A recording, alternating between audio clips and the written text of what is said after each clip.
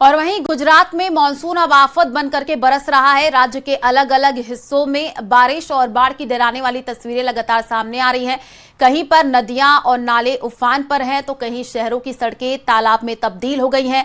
कई रिहायशी इलाकों में तो पानी घुस गया, जबकि तेज बहाव में वाहन तक बहते दिखाई दे रहे हैं। चलिए आपको कुछ तस्वीरें दिखाते हैं। देखिए, तापी, डांग, सूरत की ये तस्वीर आ चुकी है और आणंद, छोटा उदेपुर, नर्मदा की 6 तस्वीरें और आपको स्क्रीन पर दिखा रहे हैं, जहां पर गुजरात के हालात को ये बयां कर रही है। हर जगह पर नदी और नाले उफान पर है, चाहे तापी हो या डांग।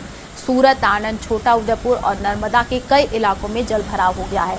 सड़कों में घुटनों तक पानी आ चुका है। नर्मदा में तो आप देखिए टैंकर पानी में बह गया है। कई जगह लोग अपनी गाड़ियों को धक्का मार करके चलते हुए भी नजर आ रहे हैं। अस्पताल, सड़कें, रिहायशी इलाके, स्कूल, हर इमारत में पानी घुस चुका है और कई रास्ते बंद हो चुके हैं, जिस वजह से इलाकों का जो आपसी संपर्क है वो भी फिलहाल टूट चुका है।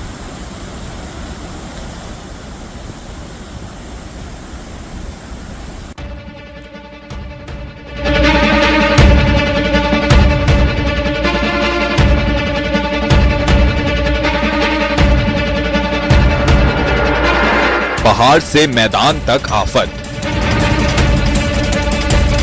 बाढ़ बारिश का डबल अटैक। कहीं खिसकी चट्टान, कहीं जल भराव। ये तस्वीरें खौफ पैदा करती हैं। बरसात के मौसम में पहाड़ों पर सफर करना चुनौती भरा हो गया है। महीडांडा मोटर मार्ग में अचानक पहाड़ पर हलचल हुई और देखते ही देखते बड़ा हिस्सा मलबे की शक्ल में नीचे आने लगा।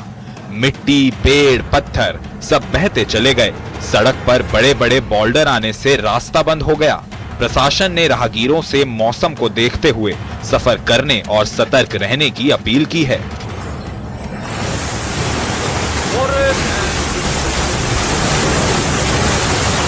अब पिथौरागढ़ से आई इन तस्वीरों को देखिए।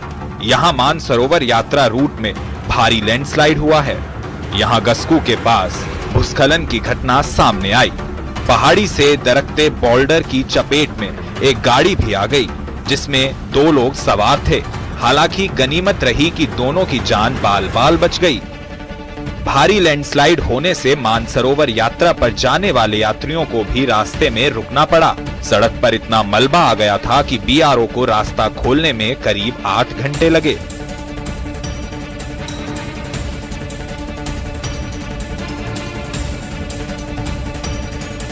हरिद्वार में 2 घंटे की मूसलाधार बारिश ने जनजीवन को पूरी तरह अस्त व्यस्त कर दिया। शहर के निचले इलाकों में जल भराव हो गया, जबकि बरसाती नालों और नदियों का बहाव अचानक तेज हो गया। अचानक आए पानी से 2 गाड़ियां नदी में बह गईं। सूचना मिलते ही पुलिस और प्रशासन मौके पर पहुंचा। काफी मशक्कत के बाद क्रेन की मदद से दोनों गाड़ियों को बाहर निकाला गया। राहत की बात यह रही कि इस घटना में किसी तरह की जनहानि नहीं हुई।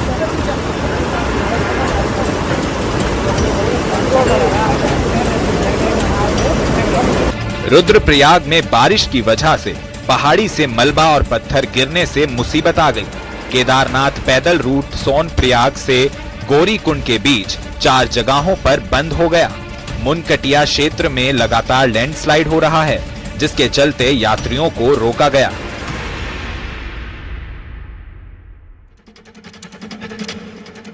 बताओ आगे कहाँ रोड बंद है? यहाँ 4 जगह रोड बंद है, पूरी ब्लॉक की है। स्थिति क्या है कि खुलने का संभावना है या नहीं है? बहुत मुश्किल है, अभी मुश्किल खुलेगा, अभी 2-3 घंटे लगेंगे।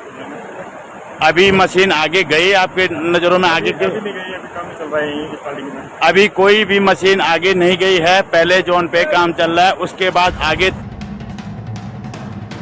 रुद्रप्रयाग में लगातार हो रही बारिश की वजह से अलकनंदा और मंदाकिनी का जलस्तर काफी बढ़ गया है। जलस्तर बढ़ने से आपदा प्रबंधन विभाग लगातार लाउडस्पीकर के जरिए अलर्ट कर रहा है और नदियों से दूर रहने की सलाह दी जा रही है। मौसम विज्ञान केंद्र ने उत्तराखंड के 7 जिलों में भारी बारिश का अलर्ट जारी किया है। जम्मू कश्मीर के डोडा में भारी बारिश ने चिंता बढ़ा दी है। पहाड़ों से पानी बहकर रिहायशी इलाकों में पहुंच रहा है। नदी और नाले उफान पर हैं। सड़कों पर सैलाब बह रहा है, जिसकी वजह से कई इलाकों का एक दूसरे से संपर्क टूट गया। जम्मू कश्मीर के ऊधमपुर में भारी बारिश के बाद फ्लैश फ्लड ने लोगों की मुश्किलें बढ़ा दी है। टोखाड़ू इलाके में अचानक आई बाढ़ से अफरा तफरी का माहौल बन गया। तेज बहाव के चलते नालों का जल स्तर तेजी से बढ़ गया, जिससे कई संपर्क मार्ग प्रभावित हुए। प्रशासन ने लोगों को सुरक्षित स्थानों पर जाने की सलाह दी है। लगातार हो रही बारिश के चलते बाबा बर्फानी की पवित्र गुफा के बाहर पानी का बहाव तेज हो गया, जिससे अफरा तफरी मच गई। एहतियात के तौर पर सुरक्षा बल और प्रशासन पूरी तरह सतर्क है। श्रद्धालुओं से दिशा निर्देशों का पालन करने और अफवाहों पर ध्यान न देने की अपील की गई है। हिमाचल के किन्नौर में चौरा के पास राष्ट्रीय राजमार्ग NH5 पर चट्टान खिसक गई। मलबा सड़क पर आने से ट्रैफिक पूरी तरह ठप हो गया।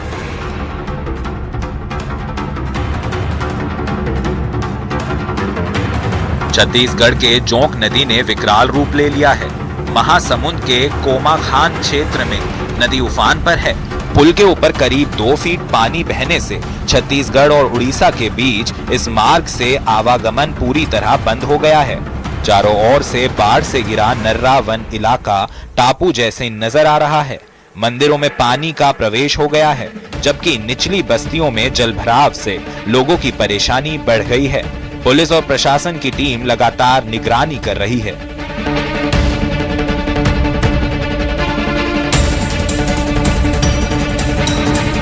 वाराणसी में गंगा नदी का जलस्तर भी बढ़ गया है।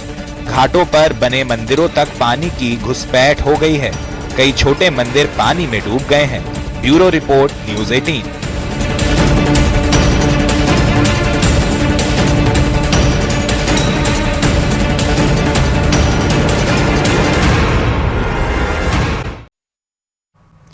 राजस्थान में पंचायत और निकाय चुनाव की सरगर्मियां अब तेज होने लगी हैं। बीजेपी और कांग्रेस के बाद अब बसपा भी पूरी ताकत से चुनावी मैदान में उतरने की तैयारी में है।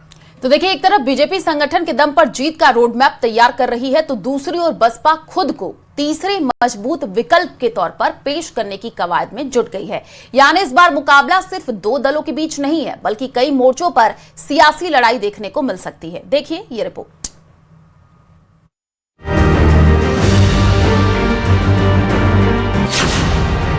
संगठन, रणनीति और सियासी ताकत। स्थानीय चुनाव में सियासी जंग बढ़ी। पंचायत निकाय चुनाव का रण। बीजेपी पंचायत और निकाय चुनाव को सिर्फ स्थानीय चुनाव नहीं, बल्कि साल 2028 के विधानसभा चुनाव का पहला बड़ा राजनीतिक टेस्ट मान रही है। इसी रणनीति के तहत पार्टी ने चुनाव संचालन समिति के संभाग प्रभारियों की नियुक्ति कर दी। अगस्त के पहले सप्ताह में प्रदेश स्तरीय बैठक होगी। इसके बाद जिला चुनाव प्रभारियों की नियुक्ति और उम्मीदवार चयन की प्रक्रिया शुरू कर दी जाएगी। बीजेपी का चुनावी रोड मैप भी आपको समझाते हैं। संभाग प्रभारियों की नियुक्ति हो चुकी है। अगस्त में प्रदेश स्तरीय बैठक होगी। जिला चुनाव प्रभारी नियुक्त होंगे। बूथ से प्रदेश तक उम्मीदवार का चयन किया जाएगा।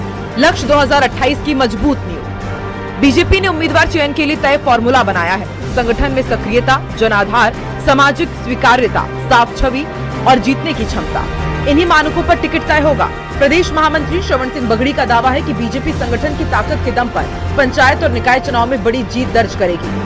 संभाग की जो चुनाव संचालन समिति बन चुकी है, हमारी घोषणा हो चुकी है, वो संचालन समिति सभी संभागों के अंदर जा भी रही है। पूरी तैयारियां किस प्रकार से हमें जिले के अंदर तैयारी करनी है, किस प्रकार से विधानसभाओं में तैयारी करनी है, वो संचालन समिति अपना काम करेगी। और आने वाले समय में और भी जहां आवश्यकता होगी, चाहे प्रभारी के नाते हो, चाहे वार्डों में हो, चाहे पंचायत समिति में हो, चाहे जिले में हो, वो भी शीघ्र ही जो जिस प्रकार से चुनाव की घोषणा होगी उस प्रकार से जो प्रभारी लगाने, वो भी हमारा शीर्ष नेतृत्व जो पार्टी है वो निश्चित रूप से लगाएगी। बाकी भारतीय जनता पार्टी की तरफ से, हमारी संगठन की तरफ से पूरी तैयारी है। उधर कांग्रेस भी कार्यशाला और संगठनात्मक बैठकों के जरिए चुनावी तैयारियों में जुट गई है। रूठे नेताओं की घर वापसी और सामाजिक समीकरण साधने की कोशिश भी तेज हो गई है। यानी दोनों बड़े दल अपने अपने संगठन को चुनावी मोड में ला चुके हैं। लेकिन अब इस मुकाबले में तीसरे मोर्चे की भी एंट्री हो रही है। बहुजन समाज पार्टी ने भी पंचायत और निकाय चुनाव में पूरी ताकत झोंकने का ऐलान कर दिया है। 23 अगस्त को जयपुर के बिरला सभागार में कार्यकर्ता महासम्मेलन होगा। जिसमें बसपा के राष्ट्र संयोजक आकाश आनंद कार्यकर्ताओं को चुनावी मंत्र देंगे। चुनाव की तैयारी में ये अच्छी बात है कि हम लोगों ने बिरला ऑडिटोरियम में हमारी पार्टी के जो नेशनल कोऑर्डिनेटर हैं आदरणीय आकाश आनंद जी, उनका एक कार्यकर्ता महासम्मेलन 23 अगस्त को जयपुर में रखा हुआ है और हमें भरोसा है कि उस कार्यक्रम का भी हमें फायदा मिलेगा। तो बहुजन समाज पार्टी पूरी मजबूती के साथ पंचायत और निकाय का चुनाव लड़ेगी और अच्छा रिजल्ट लेके आएगी। इधर बीजेपी संगठन के दम पर चुनावी बढ़त की रणनीति बना रही है। कांग्रेस अपने पुराने जनाधार को मजबूत करने में जुटी है और अब बसपा भी तीसरी ताकत बनने का दावा कर रही है। यानी पंचायत और निकाय चुनाव भले ही स्थानीय हो, लेकिन इनका असर प्रदेश की बड़ी राजनीति पर साफ दिखाई देगा, क्योंकि साल 2026 का ये चुनाव साल 2028 के विधानसभा चुनाव की पहली सियासी तस्वीर भी तय करेगा। जयपुर से सुधीर शर्मा की रिपोर्ट, न्यूज़ 18 के लिए।